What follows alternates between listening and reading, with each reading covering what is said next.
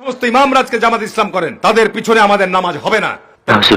রোজা, নামাজ, হাওয়াত, জাকাত কিচ্ছু লাগবে না, দানের শেষে ভোট দিলে বেঁচে যাইতে পারবে না।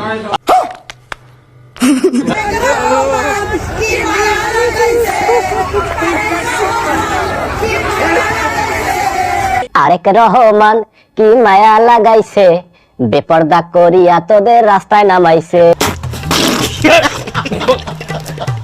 গুন্ডা, পান্ডা, ক্যাডার, সন্ত্রাস, চোর, ডাকাত, অন্য দলের মানুষ যেই হোক, এক আপায় কিন্তু কইছিল 10টা হুন্ডা 20টা গুন্ডা, নির্বাচন ঠান্ডা। তিনি এখন আর দেশে নাই।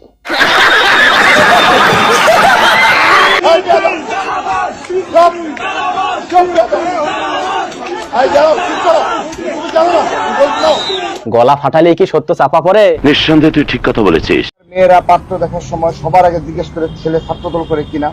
এই অর্জন সম্ভব হয়েছে তারেক রহমানের কারণে। ও ভাই, সেই জন্যই তো আজও আমার বিয়েটা হচ্ছে না। ভাই, আমার একটা পদ দেবেন, আমার না বিয়ে করার খুব শখ। দোসররা বলে যে ৭২কে সংবিধানকে ফেলে দিতে হবে। যারা সৃষ্টিকে, যারা জন্মকে অস্বীকার করে, আমি মনে করি তারা বেজন্মা। একটু শুনুন। সেই দিন জনগণের সরকার আসবে, সেই দিন এই সংবিধানকে ছুঁড়ে ফেলে দেওয়া হবে। এই সংবিধান এবার বলেন তো কোনটা বিশ্বাস করব? জানি না। তাহলে কার জন্মের ঠিক নাই? প্রথম বছর দিব 10 লাখ, 4 মাস করবো, দল ক্ষমতা আসলে একটা পার্মানেন্ট কার্ড, কথা বুঝবেন। যে কোনো কিছুর বিনিময়ে এই কার্ড আমার লাগবে। কেন? এই কার্ড একবার পাইলে জীবনের কোনো কাজ করতে হবে না।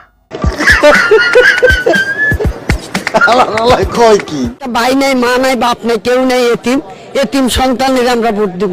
এতিমেরে আমরা সাহায্য করুন। এতিমেরে বলেন কি? আমি একজনে 10,000 ভোট দিব তাদেরকে। সাব্বাস কাকি, আপনার কিন্তু জবাব নেই।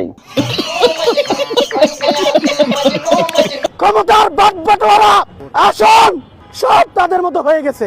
এই জন্য দেশ গোয়া মারা যাক, কারো কিছু আসে যায় না। বলিস কি ভাই? দেখতো আমি কোনো আসন পেলাম কিনা।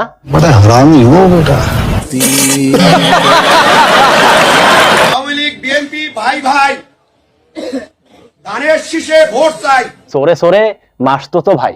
শালা একটা জিনিস।